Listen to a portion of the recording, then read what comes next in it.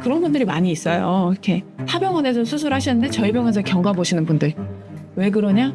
그 병원이 망해서 사라져서. 저도 이런 옵션은 생각할 수도 있을 것 같아요. 렌즈 삽입이 한계가 몇 디옵트죠? 30디옵트 아니에요? 그러니까 이게 부를 이유가 없거든요. 근데 더 알아봐야 돼요. 그거 렌즈를 취급을 안 하시나 봐. 이분이 다른 병원에 갔으면 렌즈 삽입술 하나로 끝나실 수도 있는 거니까.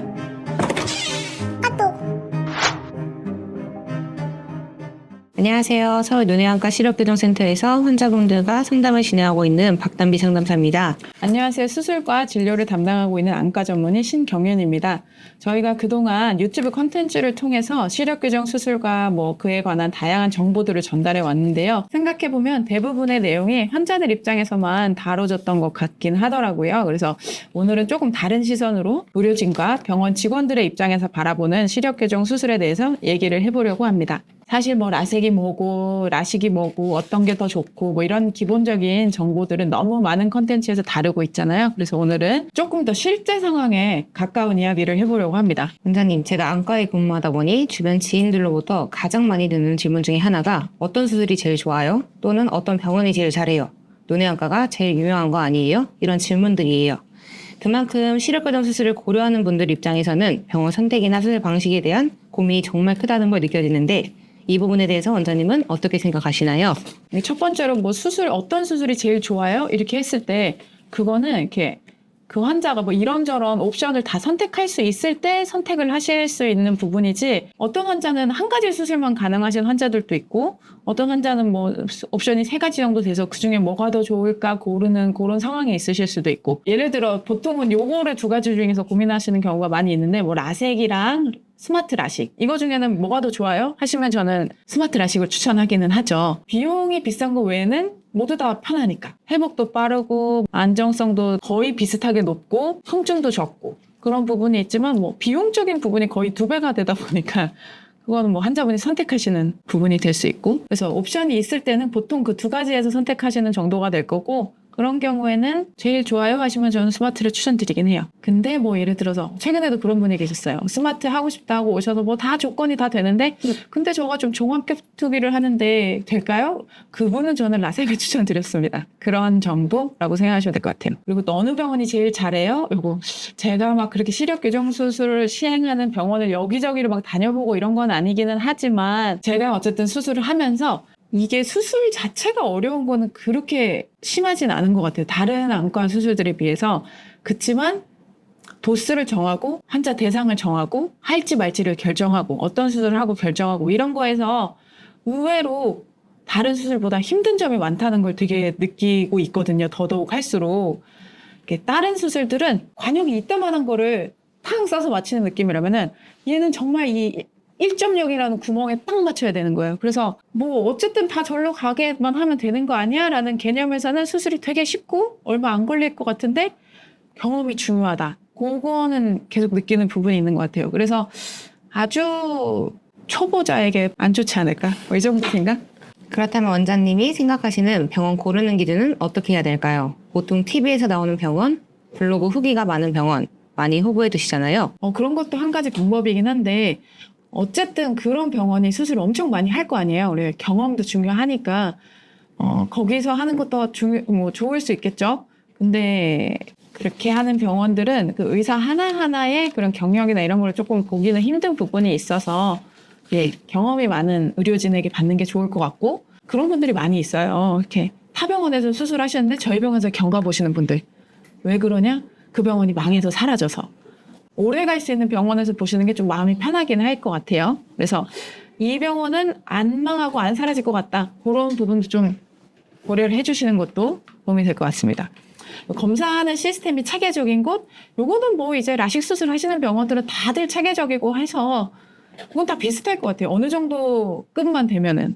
규모가 어느 정도 있는 병원이다 보면은 이 병원 안에서 모든 치료나 이런 것들이 다 관리가 되기 때문에 이게 라식 수술을 하셨다는 것 자체가 근시가 어느 정도 꽤나 있으신 상태들이시고, 그런 분들은 합병증들이 올 가능성이 좀 있어요. 망막 합병증, 눈꺼풀도 관련도 보일 수도 있고, 녹내장도 생길 수 있고, 그런 라식 전문 병원들은 다 다른 데를 찾아다니면서 봐야 되지만 저희 병원 같은 경우에는 좀 한 병원에 다 몰려 있다 보니까 그런 불편감을 많이 줄일 수 있는 장점이 있기는 하죠. 제가 근무하다 보면 아직 문진을 할 때 가끔 가다가 바로 저는 라식만 생각하고 왔어요. 스마일 라식 하러 왔어요. 라식 할 거예요. 라고 하시는 환자분들이 계세요. 근데 원장님은 보통 그렇게 이제 확정된 생각만 하고 오시는 환자분들한테는 어떤 말씀을 드리나요? 저는 꼭 이렇게 딱 말씀을 드려요. 이렇게 환자분이 그런 말씀을 안 하셨다는 가정하에 제가 추천드릴 수술은 이거입니다. 근데 환자분이 그걸 너무 하고 싶다면은 이런저런 단점을 빼고도 하고 싶으면 하셔도 돼요. 저 항상 말씀드리거든요. 이 수술은 저희가 의료진들이 하고 뭐 수술이고 뭐 병원에서 하고 하니까 되게 치료적인 측면으로 접근을 하시는 분들이 있으신데 쌍꺼풀 수술이랑 똑같은 거예요. 나는 제가 봤을 때 이 환자는 뭐 매몰법으로 해야 저 잘 모릅니다. 쌍꺼풀 수술. 매몰법으로 해야 예쁠 것 같은데 라고 생각을 하지만 이 환자분이 저는 이따만하게 크게 절개해서 왕창 화려하게 하고 싶어요. 그러면 하십시오. 할 수 있는 부분이에요. 근데 이 환자가 뭐 상처가 있고 그래서 그렇게 크게 하면은 의학적으로 눈이 나중에 아파질 것 같아. 그러면은 안 돼요. 환자분 매몰법으로만 하셔야 됩니다. 이런 거는 말씀드릴 수 있지만 뭐 매몰로 해도 되고 뭐 절개로 해도 되고 뭐 그냥 눈이 커지는 거가 뭐 이만큼 커지냐 저만큼 커지냐 뭐 이런 그런 미용적인 부분만 차이가 있을 때 비용적인 부분만 차이가 있을 때 그거는 환자분이 고르셔도 되기는 해요. 그렇게 말씀을 드려요. 이거는 미용 수술이다. 그 개념을 확실히 알고 계셔야 됩니다. 절대 안 되는 거는 말씀을 드리겠지만 되는 거 안에서는 환자분이 충분히 고르셔도 된다고 말씀을 드립니다. 마이너스 20일 디옵터 환자입니다. 병원에 갔더니 1차로 라섹 수술로 각막을 깎고 2차로 렌즈 삽입술로 시력 교정을 하자고 하더라고요. 이렇게 진행해도 괜찮은 걸까요? 저도 이런 옵션은 생각할 수도 있을 것 같아요. 렌즈 삽입이 한계가 몇 디옵터죠? 렌즈 삽입이 30디옵터 아니에요? 30이요. 에코만. 그러니까 이게 부를 이유가 없거든요.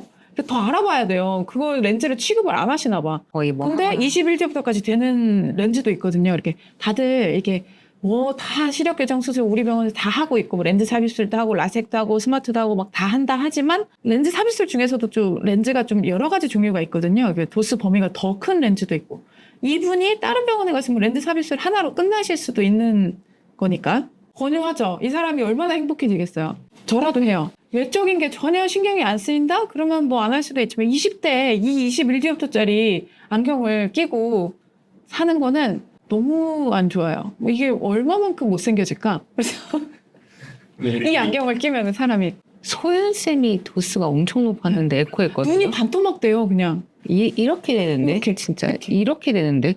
안경을 꼈을 때 진짜. 눈이 반토막 나요. 그게요, 그 외적인 부분을 떠나서 진짜 코가 찌그러질걸요? 엄청 아무리 압축하고 그래도 시력이 아예 안 나와요. 그 정도 두께가 돼버리면은 교정 시력이 원래도 약시가 있으셔가지고 1.0까지 안 나오시는 분인데 그 안경으로 0.23 이 정도밖에 안 나오시다가 렌즈 삽입술 하시고 0.6 뭐 이 정도 보긴 하세요. 아마 그 정도 되시면은 해야죠. 가족이라도 해야죠, 그거는.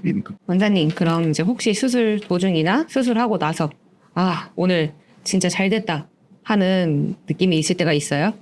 이게 뭐 라섹 같은 경우에는 레이저 기계가 하는 거고 저는 별로 그렇게 하는 게 없어서 잘했다 못했다를 별로 느낄 일이 없는데 스마트 수술은 정말 이번에는 한치의 허튼 동작 없이 완벽하게 했어 라는 느낌을 받을 때가 있긴 하죠. 그리고 뭐 렌즈 삽입술도 수술 끝나고 뭐 점탑 물질이나 이런 게 순식간에 호로록 제거가 되면은 잘 됐다 이런 느낌을 받을 때도 있고 하지만 어쨌거나 뭐 고생을 해서 빼든 순식간에 빼든 결과는 그게 다르지 않습니다.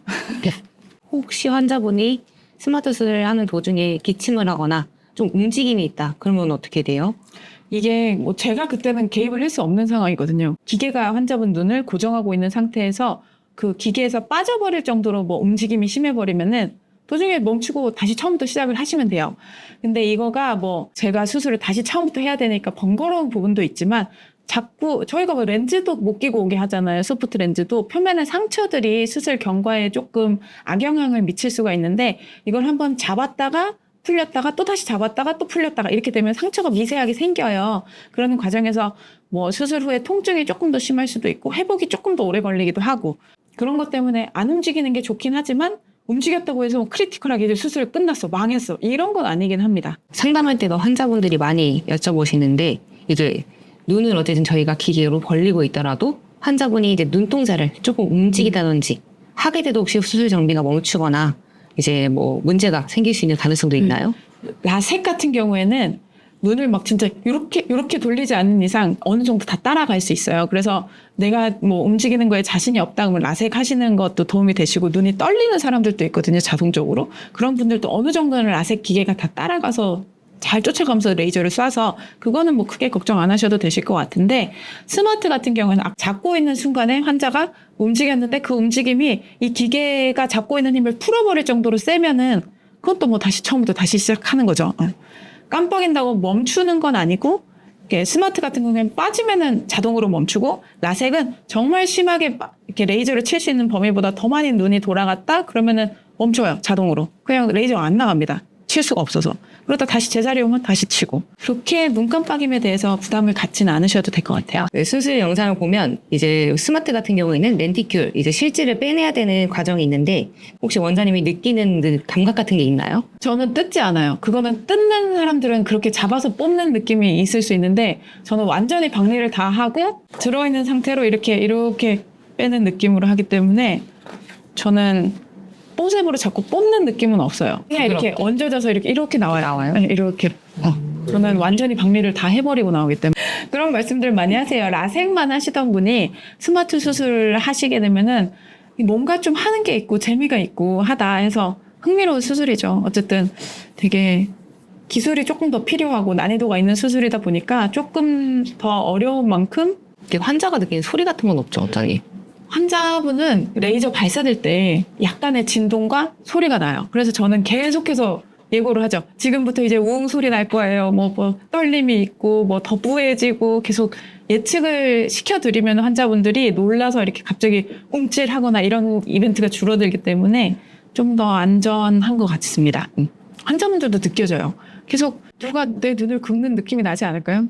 통증은 없지만 느낌은 나요. 스마트 라식이랑 렌즈 삽입술, 어찌 보면 의료진의 손기술을 제일 많이 탄다고 환자분들도 알고 말씀을 주시는데 원장님 입장에서는 어떤 차이가 있는지. 차이가 있죠. 이게 라섹은 러닝 커브라는 개념이 있는데, 처음에 수술을 시작해서 안정적으로 수술을 할 때까지 그게 뭐 한두 개도 안 돼요. 왜 수술을 레이저가 하는 거기 때문에 수술 과정 자체는 난이도가 거의 제로라고 보시면 되는데, 스마트 라식이나 렌즈 삽입술은 러닝 커브가 확실히 있어요. 그래도 얼마만큼은 해야 되고, 그리고 그거가 그냥 수술 한 케이스 한 케이스의 문제도 있지만 몇 개를 했냐도 문제가 있지만 그 봐온 기간이나 수술을 한 기간이나 이런 것들이 영향을 확실히 좀 미칠 수는 있죠. 그래서 좀 경험이 많고 많이 해본 의료진에게 받는 거가 환자분에게 유리하긴 합니다. 저 같은 경우는 이제 상담을 하다가 이분이 라식도 어려우신 환자분이었고, 렌즈 삽입술 같은 경우에는 전방 공간도 좁아서 수술을 사실상 할 수가 없는 환자분이었는데, 이분 같은 경우는 너무 안경을 벗고 싶어 하셨고, 충분히 상담을 하다가 이제 조금 안경이라도 얇게 만들어보자 해서 이제 저교정 시뮬레이션을 해보고, 환자분이 어느 정도, 난 요 정도도 만족할 수 있겠다. 그 도수가 한 0.45 정도였거든요.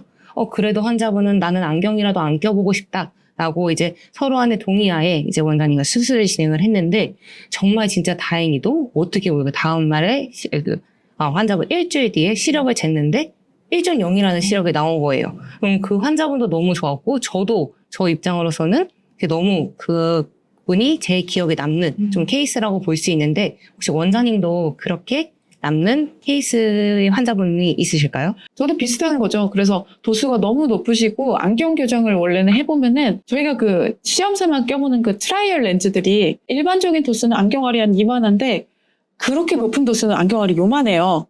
그래서 요거를 통해서 보니까 환자분들이 맞는 도수를 껴도 시력이 0.23 이렇게밖에 안 나오시거든요. 그래서 26디옵트면은 26짜리도 없어요. 그래서 요만한 걸 끼고 또 추가로 더 끼고 이렇게 해서 검사를 했더니 0.2, 0.3밖에 못 보셔서 그래도 이만큼만 해도 좋아요 하고 수술을 했더니 0.6, 0.7 이렇게까지 보시는 분이 있어서, 그래서 저는 진짜 초고도근시인 분들은 렌즈 삽입술을 하시면 진짜 삶의 질이 너무 달라지시기 때문에 목표치는 이거지만 이거보다 조금 더 잘 보일 수 있어요 라고 설명을 하게 된 계기가 된 환자였던 것 같습니다.